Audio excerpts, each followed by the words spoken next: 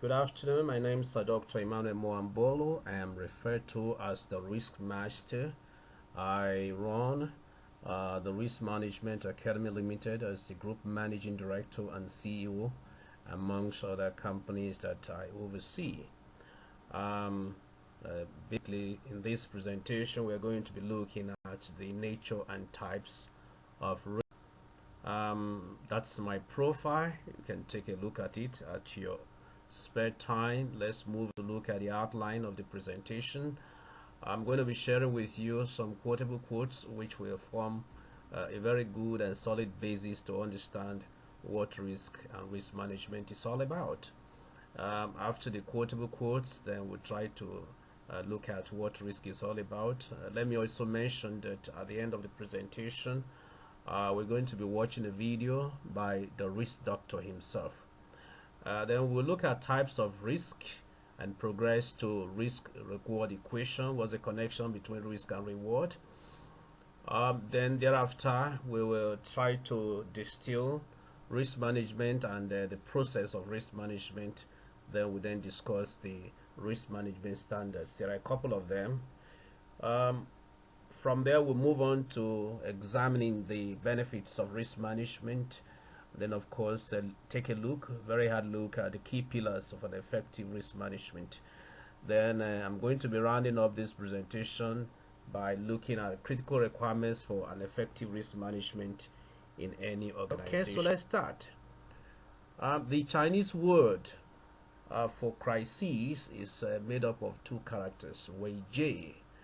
Wei stands for danger and J stands for opportunity. In other words, risk has two components, basically, danger part and then of course the opportunity part. And I think this is the way we're going to be looking at risk in this presentation. And this quotation is ascribed to John F. Kennedy. Of course, we all know John F. Kennedy, one-time president of the United States of America. The other quotation I would like to share with you is that by John A. Sherd, which says that a ship in harbor is safe, but is that what ships are built for? Good question. A ship packed or that burst in a harbor is not going to be able to make any money if it stays there continuously. So while it is safe, it is not going to be any money. There's not going to be any return on the investment of the ship. So the point is, a ship has to take some risk, and it is in the process of taking that risk that some money can be made. We put every return here in terms of money. So you see that without risk, there is not going to be a reward. Now, we have to agree essentially that risk is part of every human endeavor. There's no doubt about that. And that every progress that have been made in the world today is as a result of some people or persons that took risk. Take the example of people who went into the moon, the Apolos, and other countries followed thereafter. Without these individuals taking this risk, we will not be talking about space discoveries and all of that.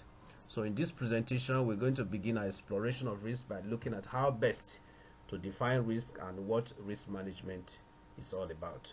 Then thereafter, we shall take a broad look, a kind of broad brush, a look at various types of risk that a company faces. And then, of course, at the end, we would expect and encourage you to try to list the various risks that you think that your organization currently faces. So what is risk? Here are a couple of definitions here. Some say that risks are accidents waiting to happen. Others say that risk is any opportunity about a future event that threatens the organization's ability to accomplish its mission. Others say that risk is the possibility of a loss. So from all these definitions, it would seem or appear that risk is looked at as something negative, and we're going to see that that is not absolutely correct. Now, risk can be seen as an opportunity, and I think this is the perspective that we need to take. In other words, risk has three elements. One, there must be uncertainty Number two, that uncertainty, if an event does occur, there is the probability or certainty that the outcome can lead to some form of opportunity, which we usually refer to as the positive aspect of risk, or the outcome could be a threat, which is the downside of risk. That threat is what is normally looked upon as danger. So the point that we are making is that risk is not all about danger. Risk has two elements in the terms of the outcome. One aspect is the opportunity or the positive aspect of risk. If you don't mind, you can also call that the upside of risk. The other side is that is the threat or the negative aspect of risk. You may choose to refer to that as the downside of risk.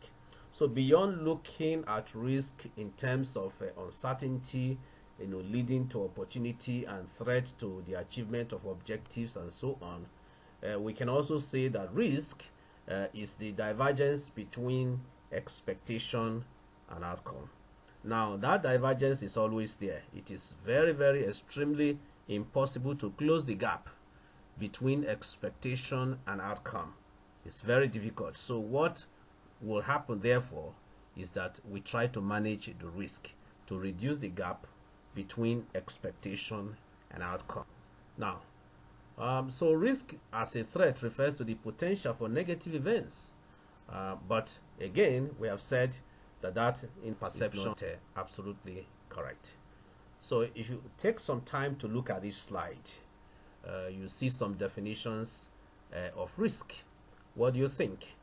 The first one says risk is a chance of losses. As you can see, that definition is not correct. The second one is risk is the possibility of unfortunate occurrence. Unfortunate occurrence. That is also not absolutely correct. The third is that risk is an unforeseen events, eventualities. That statement about risk is not complete, and therefore it is also not correct. Occurrence, risk is occurrence of economic loss. That is the downside of risk. It's not absolutely correct. Risk is unpredictability. This is far from the truth. It is incomplete. And the last one is that risk is the probability of some happenings that is unwanted and unavoidable. That is also not correct. So what we have said before, that risk has three elements: uncertainty, and then of course the threat, and then the opportunity side of risk. Okay, having been mentioned that, let's now look at the various types of risk. We can categorize risk into two strands. The first is that of dimensioning risk into systematic risk and unsystematic risk. Systematic risk is what you might refer to as uncontrollable by an organization, because such risks are outside the realm of the organization. It is external to the organization, and therefore it is macro in nature. In other words, it happens outside the environment. It happens in the external environment of the organization. Unsystematic risk, on the other hand, is controllable because it is within the organization, and therefore it is micro in nature. So for systematic risk, we can say that the following are examples, because these are things that happen within the macro environment. So examples are interest rate risk, market risk, exchange rate risk, inflationary risk, compliance and regulatory risk, and cyber security risk. Let me mention that compliance and regulatory risk can also be categorized under unsystematic risk, because some of these issues, risks arising from regulations and compliance, can also be induced by the actions and activities of various organizations, which of course is internal to them. Cyber security can also be caused by both external forces and internal forces. So whatever it is, they can both be categorized under a systematic and unsystematic risk. Now for the unsystematic risk, which are within the domain, within the micro environment of the organization, and to that extent, organizations can best manage these risks because they are controllable. Now, let's make this point that systematic risks also, to the extent that they are macro, doesn't mean that organizations cannot manage those risks. Let's be very clear on that. To the extent that they are macro, you can forecast, you can predict, you can stress test, you can model. Modeling can be able to manage those kinds of risk. But the point is, for the purpose of categorization, we will say that systematic risks are macro risks which are outside the business, while unsystematic risks are within the business and therefore controlled. So you can see the various types of risks in this this diagram. You can see operational risk, market risk, strategic risk, and so on. But let's just, for the sake of those who are not in this field, let us explain briefly these various types of risk. For credit risk, any business that is involved in asset creation, so for example banks, they always face the possibility that the borrower, which we also refer to as the obligor, may fail to honor obligation when it falls due. And these obligations include the principal and the interest that the borrower ought to pay or should pay to the lender. So that possibility is always there, and that is why you hear of non-performing assets or non-performing loans of banks. That is credit risk. Operational risk is risk that arises from internal processes, people, and systems, or some of the external events such as terrorism, floods, and so on, which are external. So the operational risk covers both internal environment and also external environment. To that extent, you will see that operational risk covers the entire organization, because it has to do with systems, process, and also people activities that will engender or lead to risk for the organization. Market risk, of course, for market risk, it means risks that arise from market changes in market fundamentals. Essentially, there are four markets here for the purpose of analysis. You have the stock market, which is also referred to as equity market. You have the foreign exchange market. Of course, you also have the fixed income market and then commodity markets. So essentially four markets, and these markets, for every market, price is the determining factor. So anytime price moves against an investor, then of course there's a possibility of losing money. So that kind of risk is referred to as market risk. Well, strategic risk has to do with risk that arises from poor strategy crafted by the organization, or the organization has already created or developed a plan but is unable to implement the plan successfully.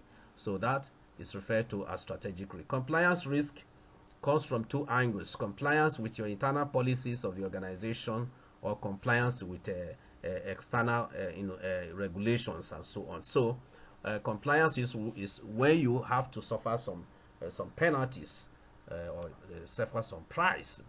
You have to pay some price for not complying with your internal policies, and also not complying with external regulations or laws. Reputational risk has to do with the image or the brand of the organization. So if a company takes certain action that destroys its brand, you refer to that as reputational risk. So at this point, we will not go into how all of these risks should be managed, which I just mentioned, the risk management process. But over time, it has been seen that managing this risk from silo position will not give optimal results or yield optimal results for the company. Rather, these various must be managed in a holistic manner. That is the much we can say at this point. So these are the various types of risk again. You see all of the details.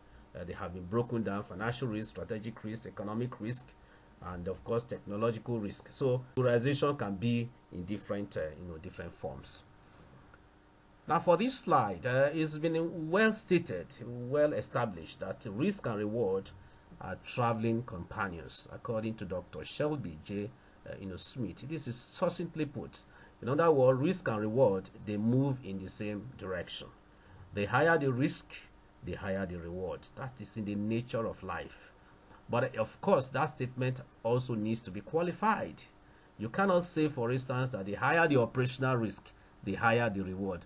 It is not necessarily or absolutely very correct. But the point being made here is that generally speaking, and you can have it at 95% confidence level, that the higher the risk, the higher the reward. That is why we say that risk and reward are traveling companions. So, this is explaining the same thing, no free lunch, according to Lord Keynes. And of course, no gain or no pain, if no gain if there is no pain. Or you can also put it that you must suffer before pleasure. So the point is, if anybody is not willing to take risk, then such a person should not also be expecting reward. So risk and reward are traveling companions. And you can see this curve has put it very clearly. You see this upward sloping curve from the left to the right, and the upward sloping curve simply shows that there is a positive relationship or positive correlation between risk and reward. At the upper end of the curve, you find high risk. You can trace it to the to what is called the y-axis. You find that the risk is high, and then when you trace it down to the reward axis, you also find that the reward is also very high. So if you move backwards, you find that the lower the risk, the lower the reward. So this is also explaining that there is a positive correlation between risk and reward. So having tried to dimension what risk is, and also having established that risk cannot be completely eliminated, what we can do is to close the gap between expectation and outcome. So that process of closing the gap is what we refer to as risk management. So we can only manage these various risks. Now, how do we define risk management? It's a process. It's all of the activities and the culture, the process and structure that helps to direct an organization towards realizing the potential opportunities facing it, whilst managing the adverse or negative effects.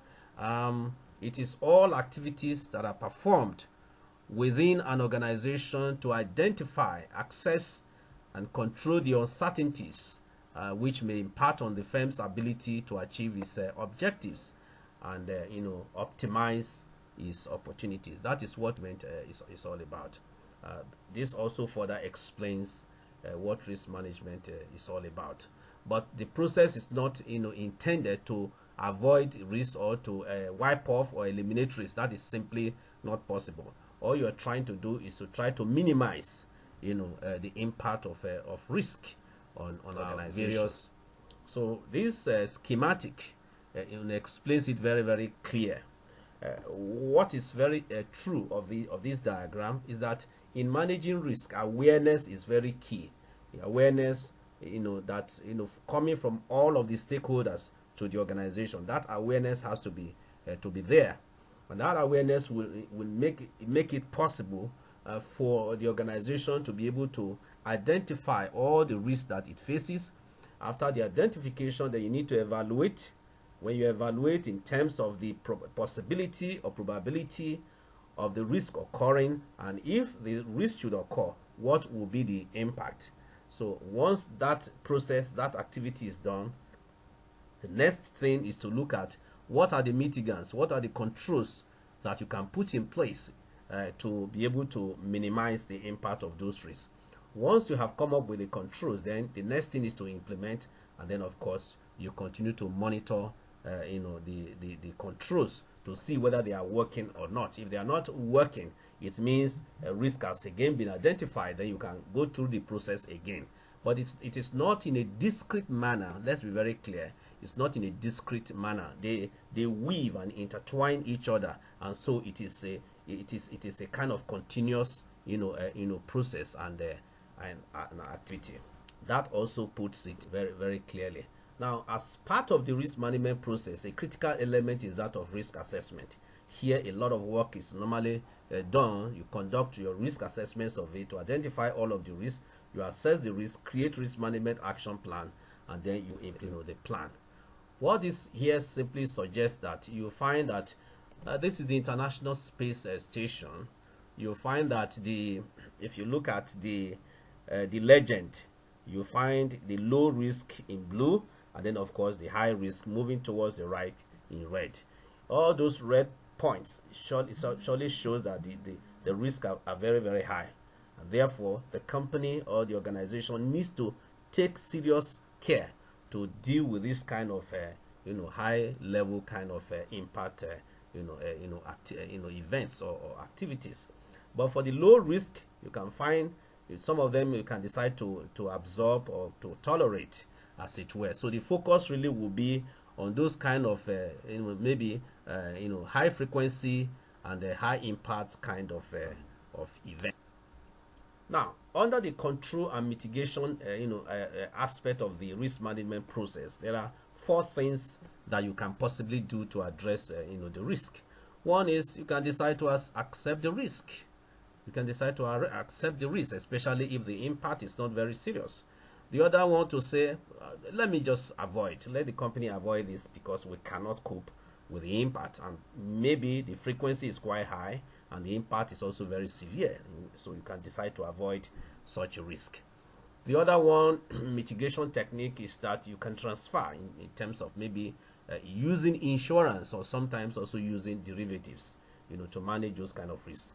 The other one is you try to reduce and minimize the occurrence of that risk, and also to reduce the impact of that risk. So these are 4 mitigation techniques that you can use to control risks which have been identified. Now, what are the various risk management standards? We have looked at the risk management process, but there are standards which have been set out globally, which any organization can use to manage risk. These are standards that can be applied in any organization, irrespective of the type. You have the COSO. COSO stands for the Committee of Sponsoring Organizations. The framework was crafted in 2004. Many organizations are currently using this standard. Then, of course, you have the British Standards Association, known as the Risk Management Code of Practice, BSI 31100 in 2008. It is still under revision right now. Then, of course, you have ISO, International Organization for Standardization, 31000 and 31010.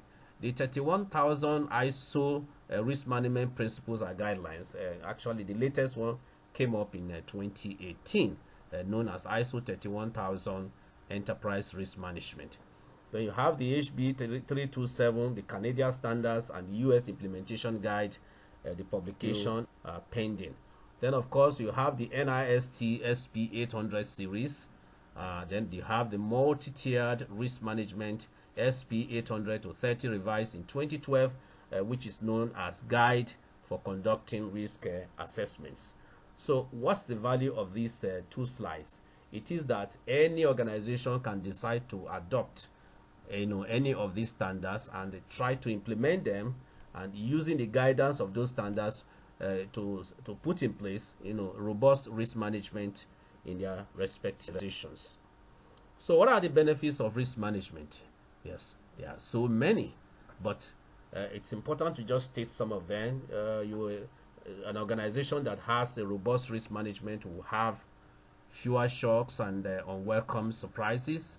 The risk management architecture, which is robust, will reassure staff and all stakeholders and regulatory bodies that the company is running efficiently, and there are not likely to be issues and concerns for both shareholders and regulators. Robust risk management will also enable quick assessment and grasp of new opportunities, supports strategic and business planning, supports the effective use of resources, promotes continuous improvement, helps to focus the internal audit program, ensures robust contingency planning, and improves ability to meet objectives and achieve opportunities. Well, it cannot be overstressed that organizations that have robust risk management have survived from one time period to the other. So, for instance, under the COVID-19, which is currently ravaging the entire world, many organizations are going to succeed. Those of them that have robust risk management will come out clean and strong.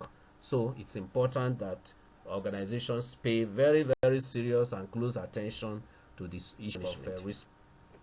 Now, these are the key pillars of an effective risk management. One, you need to have this solid risk culture, the right leadership, the tone at the top, proper alignment of risk management to the various activities and operations and systems of the organization. You need a proper structure for both the enterprise risk management and the various risk management buckets. And then, of course, you need a system that will help you to run the risk management process, because a manual approach to risk management will lead to complete failure. So the requirements for an effective risk management: you need to have the risk management policies in place. You need to have sound and solid frameworks. You need to have a robust risk management culture, and of course, you need to be able to embed risk management into all the processes and decisions that are taken within the organization. Once these requirements are met, you're quite sure to have a robust and sustainable risk management architecture. So this video, what is risk, will explain what risk is all about, and this is a short video by the risk doctor himself. And so, having listened to this lecture, I will very much appreciate that you help to list the risk that your organization currently faces, and if you don't mind, you can also be able to anticipate what the likely future risk that your organization can face or will face. Then of course I will appreciate if you can send your assessment of risk facing your organization and send them to my email, and I will be very happy to respond and also discuss them with you. Of course, you can decide your company can be anonymous. The name of the company is not absolutely necessary. We just want to interact and engage on this subject of the nature and type of risk. I need to thank you very much for listening to my presentation about the nature and dynamics of risk. Just very quickly, the Risk Management Academy is an organization that handles or assist organizations in managing their risk, and our focus is on training the personnel, the staff of organization in various areas of risk. We also offer online risk management certifications. Thank you very much. You're welcome.